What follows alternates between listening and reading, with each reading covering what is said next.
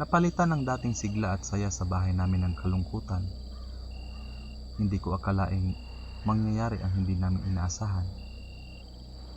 Madalas sa balita ng telebisyon lang namin ito napapanood, ngunit ito ang pinakaunang beses sa buong buhay namin makaranas ng ganitong sitwasyon.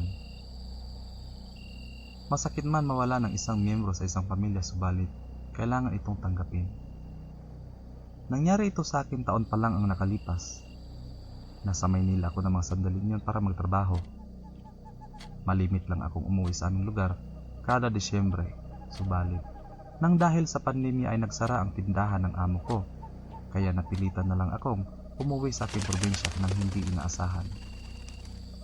Malayo kami sa bayan, puro bundok ang makikita. Pinalibutan sa kahoy at gubat yung lugar namin, kaya nakakapagpanibago lalo't nagsumapit ang taglamig. Inamin ko na masaya ang buhay bilang Manileño.